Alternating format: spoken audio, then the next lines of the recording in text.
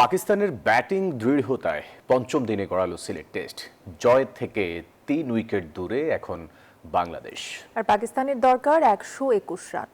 চতুর্থ দিন শেষে তাদের সংগ্রহ ৭ উইকেটে ৩১৬ রান। ১৬২ রানে ৫ উইকেট তুলে নিয়ে জয়ের পথে ছিল শান্ত বাহিনী। তবে সেখানে বাধা হয়ে দাঁড়ান মোহাম্মদ রিজওয়ান ও সালমান আলী আঘা। শেষ বিকেলে তাইজুলের স্পিনে স্বস্তিতে বাংলাদেশ। দিনের শুরুতে দেখে শুনে ব্যাট করছিলেন পাকিস্তানের দুই ওপেনার আজান ও আব্দুল্লাহ ফজল, কিন্তু তখনই আঘাত হানেন নাহিদ রানা। মিরাজের হাতে ক্যাচ দিয়ে ৬ রানে ফিরেন আব্দুল্লাহ ফজল। এরপর মিরাজের শিকার আরেক ওপেনার আজান। যুক্তরাষ্ট্রের ১ নম্বর জিম চেইন গোল্ড জিম এখন আবারও বাংলাদেশে।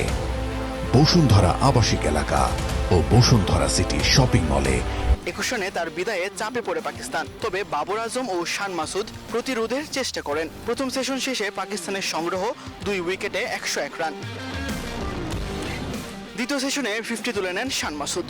বাবরও এগোচ্ছিলেন স্বাচ্ছন্দ্যে, কিন্তু তাইজুল ইসলামের ঘূর্ণিতে থামে সেই জুটি। ৪৭ রান করে ফেরেন বাবর আজম। নাহিদ রানার বলে আউট হন সৌদ শাকিল।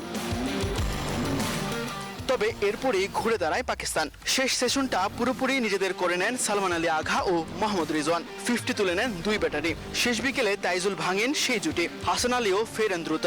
তাতে ৭ উইকেটে ৩১৬ রান করে দিন শেষ করেছে পাকিস্তান। সিলেট আন্তর্জাতিক ক্রিকেট স্টেডিয়াম থেকে তাসবিহ শহরন, নিউজ 24।